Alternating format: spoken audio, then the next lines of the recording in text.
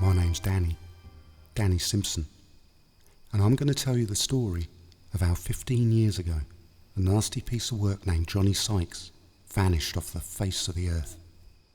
He was a loan shark on my estate. I'd borrowed 500 quid off him, and before I knew it, I owed him £2,000. I couldn't pay, so he gave me a choice. Either I spend the rest of my life in a wheelchair, or I help him with a little sideline of his. And that's how I found myself driving Johnny into the Norfolk countryside in the small hours of a sweltering August night.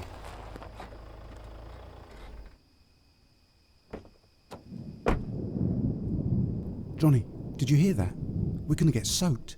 Then best you get a move on, Danny boy. Now get the spade and I'll get the bag. Johnny was a big bloke, thick-necked, with a shaved head and cruel eyes. I've got a really bad feeling about this, Johnny. Too late to back out now, Danny, old son. Look, I've done this loads of times, all over the country. I've never even got close to getting caught. All right? All right. Now come on.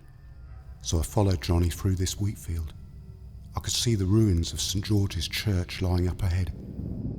We hopped over a low stone wall and into the graveyard. I looked at all the old headstones. So which one do you want to go for? My man'll pay good money for a woman's bones. Plus, a lot of these old dears were buried with a bit of jewellery. I did this one near Southend once. She had a necklace that fetched me £2,000. What's up? You're shaking. Johnny, I'm scared. Of what? The dead can't hurt you, Danny boy. It's the living you should be scared of. Now, come on. Johnny pulled a lantern from the bag, and we went from headstone to headstone, looking at the names. Then one jumped out at me. What about this one? Annabelle Cavendish, born 1833, died 1901. Yeah, she'll do. Go on, Danny, get at it. Are we going to take turns? You don't keep a dog and bark yourself.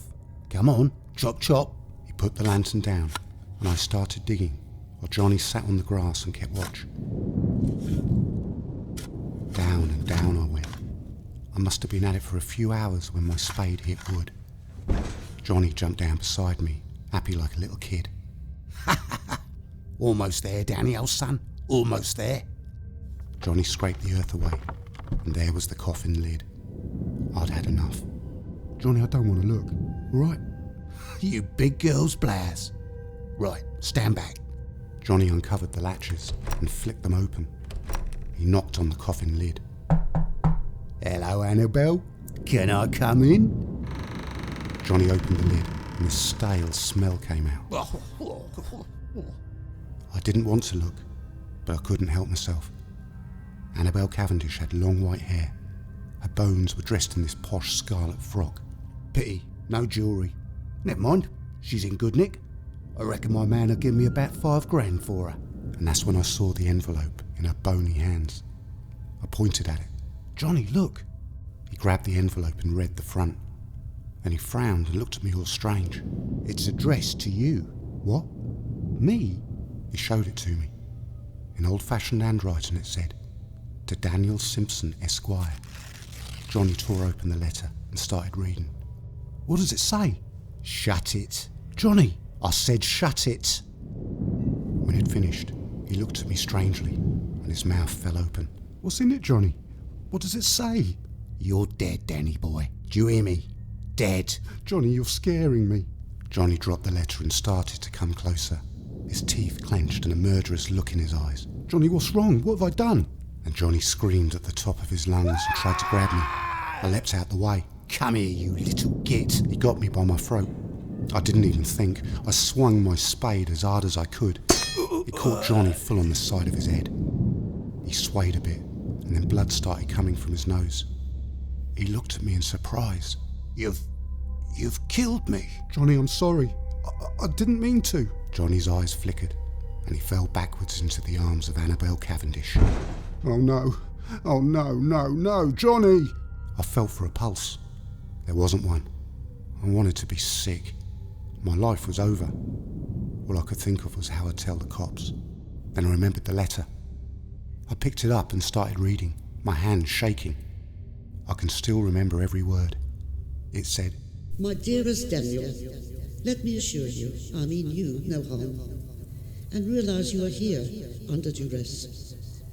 However, to repay me for your part in this venture, I want you to be the instrument of my revenge. For violating my grave and those of many others, I want you to kill this wicked man. When you have done so, you will suffer a great crisis of conscience and want to inform the authorities.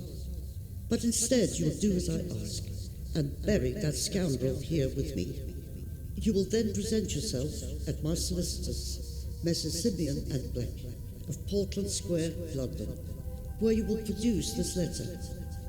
On receipt, I have instructed them to burn it and release to you my full estate as reward for your night's work.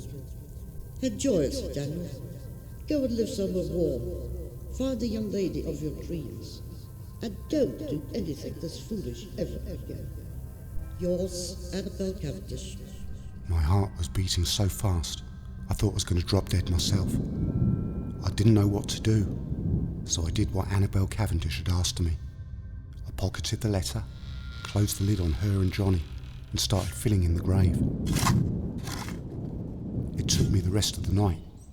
By dawn, I was done. I felt I should say a prayer. Our Father, who art in heaven, hallowed be thy name. Thy kingdom come, thy will be done. I chucked the spade in some bushes and drove in a daze back to my flat. I laid low for a few days, waiting for the cops to knock on my door, but it never came. When the estate realised Johnny had disappeared off the face of the earth, no one grieved for him, not even the cops. I packed a bag and took the train to London. I walked to Portland Square, convinced that Simeon and Black must have folded years ago, but there was their office. I showed the secretary the letter, and a gent in a pinstripe suit led me into his office. He introduced himself as Mr. Simeon. I've waited a long time to meet you, Mr. Simpson. He took the letter from me, then burnt it. Well, everything seems to be in order. I'll make arrangements for the money to be transferred to your bank account this afternoon. How much is it? Let me see. Yes. You stand to inherit £3.2 million. I nearly keeled over. Who was she? A very remarkable woman. I remember my grandfather telling me all about her. She was a psychic, a clairvoyant. She had amongst her clients Queen Victoria, no less.